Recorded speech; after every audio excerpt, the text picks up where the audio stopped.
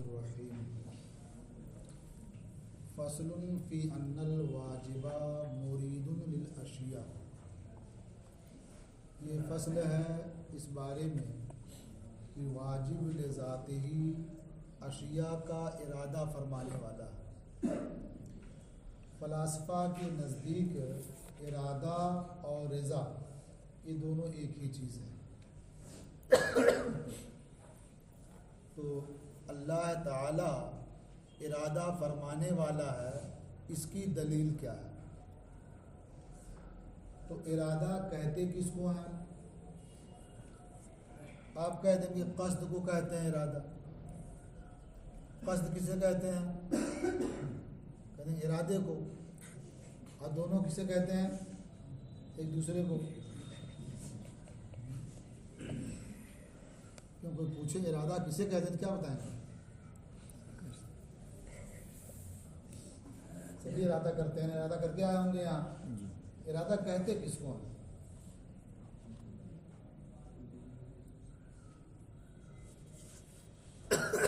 तब ने ये वाज़ेह होगा कि अल्लाह ताला इरादा फरमाता है। किसे कहते हैं इरादा? देखिए, इरादे के लिए क्या ज़रूरी है कि जिसका इरादा हो वो मालूम हो, तब न इरादा करेंगे उसका। जो चीज़ मालूम ही नहीं है उसका इरादा कैसे, उसका कस्द कैसे करेंगे? वो चीज़ मालूम हो और ये भी पता हो कि वो बेहतर है, तब न इरादा करेंगे उसका, कस्द करेंगे उसका। और उसके करने की आपको ख्वाहिश हो, आपको उसका इख्तियार हो,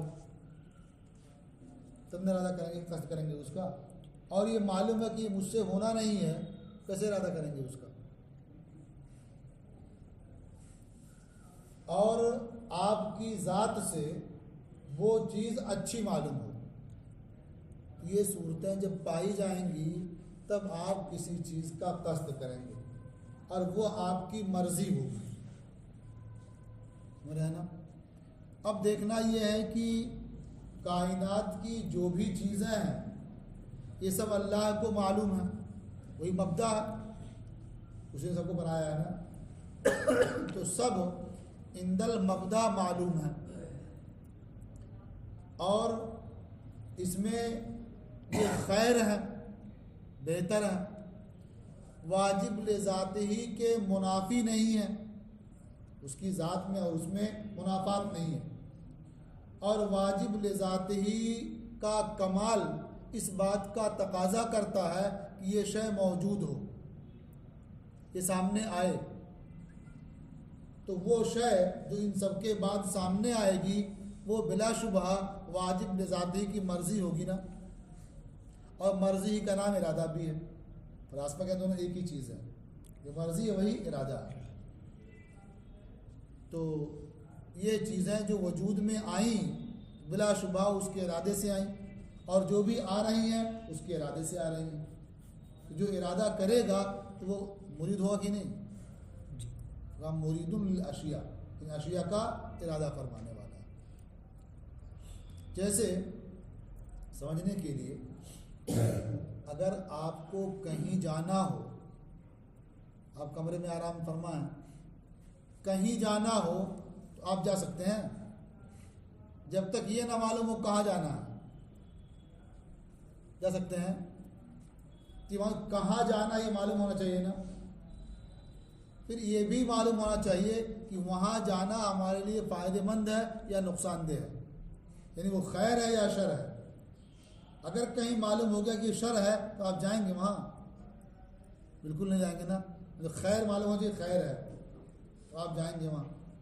फिर वो आपकी ज़ात के मतलब मुनाफी ना हो, यानी ऐसा ना हो कि उस जगह में और आप में क्या तजाद हो कि जमा ना हो सका। जैसे आपके अंदर कोई चीज़ है, वहाँ आपको जाना है, जाएंगे? जाएंगे, चल जाएंगे ना। कैसे जाएंगे? तब आग और आप दोनों जमा होंगे इकट्ठा तो नहीं जाएंगे। फिर ये कि आपकी शख्सियत इस बात का तकाजा करे कि हाँ वो काम करना चाहिए, तब ना आप जा सकेंगे वहाँ। तो जो आप जा सके उन सबके बाद यही आपका इरादा है। तो जब भी कोई आदमी इरादा करता है, कस्द करता है, तो इन पहलुओं पर नज़र करता है, उसके बाद ही वो अमल अंजाम पाता है। सुना ना। और यहाँ वाजिब ले जाते ही के लिए ये सारी चीज़ें मौजूद हैं, सब मुताबिक हैं। मसलन हर चीज़ का उसे इल्म है, ये मुताबिक है, और जो कुछ उसने बनाया है वो खैर है, खैर होना उसका मालूम हो या ना हो वो खैर है, और उसी की ज़ात से सादिर भी है, और उसकी ज़ात का कमाल ये चाहता है कि ये चीज़ मौजूद भी हो। जब सारी चीज़ें मुहैया है, इसका मतलब क्या हुआ, ये सब उसकी मर्ज़ी से है, उसके इरादे से है। समझिए ना। ये है दलील कि अल्लाह ताला इरादा फरमाने वाला है। तो ये फसल है इस बारे में कि वाजिब जो अशिया का इरादा फरमाने वाला है वह जवाद, और वो जवाद है, सखावत करने वाला भी है। तो पहले एक चीज़ को बयान करते हैं, अम्मा इरादतु, रहा उसका इरादा, फल अन्ना फुल्ला मा हुआ मालूमुन इंदल मबदा, तो इसलिए कि हर वो शय जो इंदल मबदा मालूम हो, वह हुआ खैरुन, और वो फी नफ्स ही खैर हो, गैरो मुनाफिल माहियत ही, वाजिब की माहियत के मुनाफी ना हो, फ़ायदुन अन ज़ातिल मबदा, ज़ाते मबदा से वो जारी हो, व कमालुल मुक्तज़ी ले फैज़ान ही, और उस ज़ाते वाजिब का कमाल उसके फैज़ान का मुक्तज़ी हो, फ़ज़ालिक शय मर्ज़ियुन लहू, बिला शुबहा वो शय उसकी मर्ज़ी होगी, वहादा हुवल इरादा, और यही इरादा है। तो मालूम हुआ कि अल्लाह ताला ने वाजिब लिज़ाती ही ये अशिया का इरादा फरमाने वाला है। यहाँ जूद और इरादे को एक ही फसल में रखा इस वजह से कि जूद से पहले इरादा ज़रूरी है, तभी जूद होगा। अब जूद कहते किसको है? देखिए, इससे मिलती जुलती कुल 4 सूरतें होती हैं। एक है बुख्ल, जो उससे मुत्तसिल, क्या कहेंगे उसे, बखील। एक है शुह, जो इससे मुत्तसिफ हो, क्या कहेंगे, शही, सुना ना। और एक है सखा, जो इससे मुत्तसिफ होगा उसे कहेंगे सखी। और एक है जूद, जो उससे मुत्तसिफ, क्या कहेंगे उसे, जवाद। ये 4 चीजें हैं ना, ये करीब करीब है। तो बुख्ल और शुह ये दोनों काबिल मजम्मत हैं, और सखा और जूद ये दोनों काबिल तारीफ हैं, समझ ना। तो बुख्ल से ज़्यादा बुरी चीज़ है शुह। तो बखील किसे कहते हैं? कंजूस को। और शही किसे कहते हैं? मक्खी चूस को। जानते हो?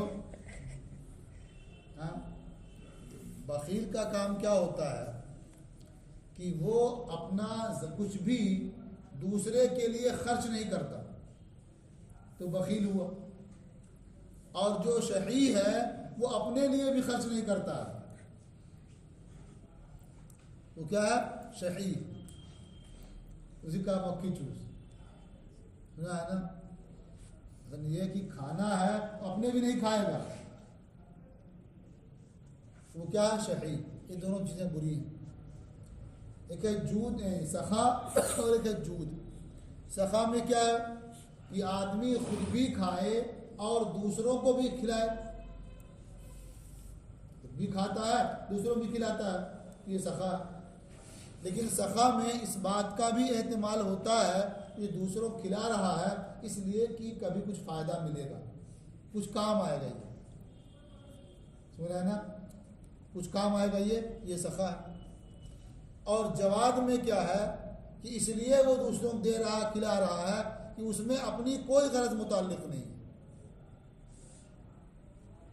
अपनी कोई गरज मुताल्लिक नहीं किसी तरह की, तो क्या जवाद है। तो आप समझ सकते हैं कि इंसान जितना भी खर्च करेगा तो सखी तो हो सकता है, लेकिन जमात कैसे होगा? कोई भी खर्च करेगा तो कम अज़ कम इतनी तो उम्मीद रखेगा ना कि आखिरत में सवाब मिलेगा। दुनिया की गरज ना भी हो, एक बड़ी गरज तो है ना कि आखिरत में सवाब मिलेगा, हम जन्नत में जाएंगे, अल्लाह हमसे राज़ी हो जाएगा, ये तो है ना। लेकिन जूद जो है उससे आगे की चीज़ है, समझ गए ना। तो अल्लाह रब्बुल इज़्ज़त ने जो कुछ भी किया, मौजूद किया मखलूक़ात को, तो जाहिर है कि मौजूद किया तो दो हाल से खाली नहीं। या तो ये मौजूद किया है इस क़स्द और शौक़ में कि कोई कमाल हासिल हो जाएगा, इसलिए किया है सब कमाल हासिल हो जाएगा, और या इसलिए किया है कि यही निज़ाम खैर है, ऐसा ही होना चाहिए। दो चीज़ें हैं। तो अगर आप ये कहते हैं कि इसलिए उसने ये सब किया है ताकि कोई कमाल उसे हासिल हो जाए, ये तो बातिल है। इसलिए कि इसका मतलब क्या होगा कि अभी कुछ कमालात उसे हासिल नहीं है, बाद में हासिल होंगे, या उसके लिए कोई कमाल मुंतज़र है अभी, इसका इंतज़ार है कि होगा। और आप पढ़ चुके हैं ना, उसके लिए कोई हालत मुंतज़रा नहीं है। तो मालूम हो कि ये एहतिमाल कि जो उसने कुछ किया है इसलिए कोई कमाल उसे हासिल हो जाए, ये तो बातिल हो गया। अब क्या बाकी बचा? कि जो कुछ उसने किया है इसी कमाल के हुसूल के शौक़ में नहीं, बल्कि इसलिए किया है यही इसके मुनासिब है, बस यही क्या है? जूद है। जाहिर उसने दुनिया बनाई है, इसके लिए क्या मुनासिब है उसने कर दिया है, और इससे उसका कोई फ़ायदा नहीं है, ये जूद है। और जो इससे मुत्तसिफ हो क्या? जवाद है, समझिए ना। वो अम्मा जूद हो, और रहा वाजिब का जूद, फ़नक़ूल, तो हम कहते हैं अल वाजिबो लिज़ातिही इम्मा अन यफ़अला बिक़स्दिन व शौक़िन इला कमालिन, कि वाजिब लिज़ातिही या तो किसी कमाल के क़स्द और शौक़ से ये काम करेगा या कर रहा है, और यफ़अला लिअन्नहु निज़ामुल खैर फ़िल वजूद, या इसलिए कर रहा है कि ये वजूद में, कायनात में ये निज़ाम खैर है, खैर का निज़ाम है।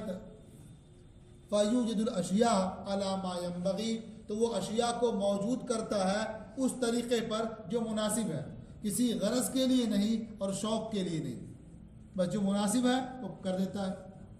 वल अव्वल मुहाल, और यहाँ जो पहला एहतमाल है ये मुहाल है, कमा बयन्ना, जैसा कि हमने बयान किया कि अन्नल वाजिबल वजूदा लैसा लहू कमालुम मुंतज़र, कि वाजिबुल वजूद के लिए कोई कमाल मुंतज़र नहीं है, जो कुछ सब हासिल है। फल किस्म सानी हक़ुन फ़हुवल जवाद, तो किस्म सानी हक़ है और यही तो वो क्या है? जवाद है। वजूद से मुत्तसिफ हुआ तो जवाद है। तो इतनी बात समझ में आ गई। मलाइका के बारे में तो नाम तो सुना होगा मलाइका का ना, किसे कहते हैं मलाइका? फरिश्तों। फरिश्ता किसे कहते हैं? मलाइका को। नूर से पैदा किया है। हाँ, फरिश्ता किसे कहते हैं? ये उक़ूल मुजर्रदा ही का नाम है, ये उक़ूल मुजर्रदा है, यही क्या है? मलाइका है। तो ये फसल तीसरा फ़न मलाइका के बयान में है, और मलाइका ये उक़ूल मुजर्रदा है, और ये फ़न मुश्तमिल है 4 फसलों पर।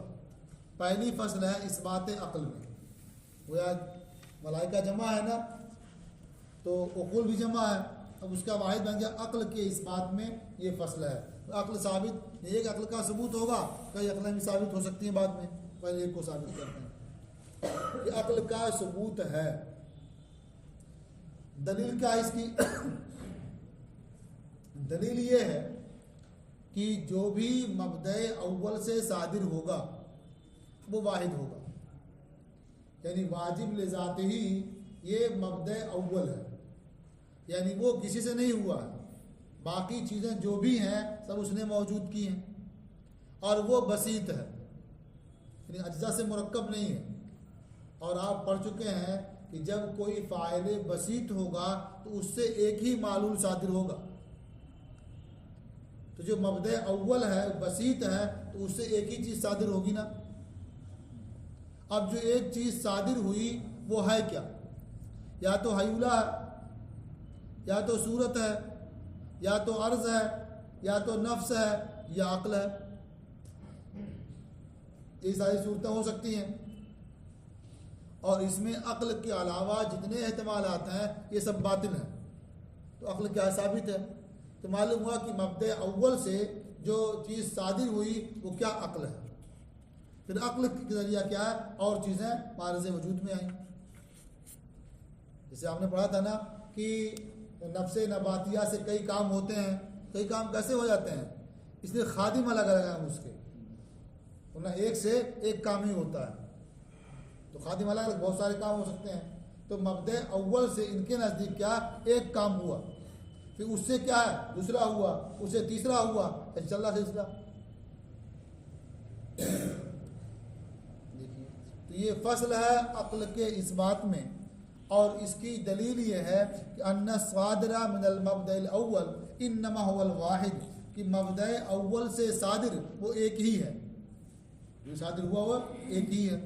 लिअन्नहु बसीतुन, इसलिए कि मब्दे अव्वल बसीत है। वल बसीतो ला यस्दुरु अन्हु इल्लल वाहिद, और बसीत से एक ही सादिर हो सकता है। कमा मर्रा, जैसा कि पहले गुजर चुका है। वज़ालिकल वाहिद इम्मा यकूना हयूला, और जो उस मब्दे अव्वल से एक सादिर हुआ है, या तो वो हयूला होगा, या सूरत है, या अर्ज है, या नफ्स है, या अक्ल है। इतने इत्मालात हो गए। ला जायज़ा अन यकूना हुवल हयूला, ये मुमकिन नहीं है कि जो एक सादिर हो वो हयूला हो। क्यों? इसलिए कि जो एक सादिर होगा वो दूसरे के लिए बनेगा इल्लत, दूसरे को मौजूद करेगा। और हयूला का हाल क्या है? ये सूरत के बगैर ये तक़व्वुम बिलफ़िल होता ही नहीं है। यानी सूरत के बगैर हयूला क़याम ही नहीं होता है। और जब तक इसका क़याम नहीं होगा दूसरे को मौजूद क्या करेगा ये? हालांकि के बाद धीरे सब मौजूद हैं। समझ में आया कि पहला मालूम हयूला नहीं है। तो जायज़ नहीं है कि वो जो सादिर हुआ वो हयूला हो, इसलिए कि हयूला सूरत के बगैर बिलफ़िल कायम नहीं होता। वला जायज़ा यकूना सूरतन, और ये भी जायज़ नहीं है कि वो पहला मालूल जो है वो सूरत हो। क्यों? इसलिए कि जो पहला मालूल होगा वो बनेगा इल्लत ना, वो मालूल से मुक़द्दम होगा। और सूरत का हाल ये है कि ये हयूला पर मुक़द्दम बिल-इल्लियत नहीं है। इसके लिए ये मुक़द्दम नहीं हयूला पर बिल-इल्लियत, तो कैसे मौजूद करेगा ये? कमा मर्रा, जैसा कि पहले गुजर चुका। और ये भी जायज़ नहीं है कि वो पहला मालूल अर्ज हो। क्यों? लिस्तिहालत वजूद ही क़ब्ल वजूद जौहर, इसलिए कि उसका वजूद मुहाल है जौहर के वजूद से पहले।